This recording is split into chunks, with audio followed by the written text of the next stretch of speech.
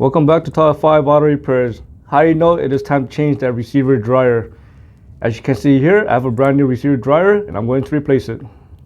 The purpose of the receiver dryer, number one, is to remove moisture from the AC system, and number two is to store extra freon or refrigerant in the AC system.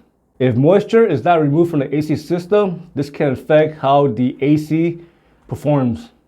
Here's a very simple drawing of a receiver dryer. Here you got the sight glass, here you have the inlet, the outlet, and this is the part over here where you have the desiccant. Basically, the desiccant is a drying agent that absorbs moisture from the AC system. So basically, this receiver dryer is usually located right next to the condenser, and the first way you can tell that it's time to change this receiver dryer is number one, there's going to be a sight glass up here. So basically, a sight glass is where there's a little glass over here where you can actually view the receiver dryer. And if the sight glass look cloudy, it is time to change that receiver dryer. Also, if you look inside a sight glass and let's just say it's not cloudy, and let's just say you see a bunch of bubbles just in there just moving around, it's not necessarily a bad thing. It just means that your AC system is low on freon or refrigerant, and it's time to charge the AC system with freon. If you're wondering what this part is, basically that's just liquid refrigerant. Again, the receiver dryer stores extra refrigerant on the bottom portion of the receiver dryer.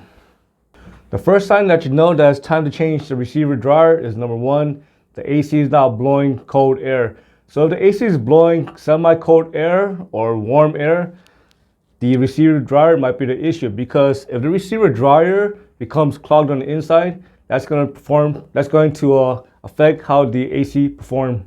The next sign is going to be, you're going to hear some sort of mild rattling noise coming from the receiver dryer. If something becomes broken or loose on the inside of the receiver dryer, obviously things are going to move around. That's going to cause rattling noise. This is not really a common problem, and you may probably never experience this at all. So the next sign is going to be, you see refrigerant leaking from here at the connection and here. It is time to change the seal. How do you know it is time to change that receiver dryer? Well, number one, if you have a leak in the AC system, and let's just say all that freon leaked out, and let's just say it was never repaired, it's been just sitting like that for a long time, well, it is time to change that receiver dryer, because now you have an open in the AC system due to a leak somewhere. That's going to cause all the moisture to go inside the AC system, and naturally this desiccant over here is going to absorb all that moisture.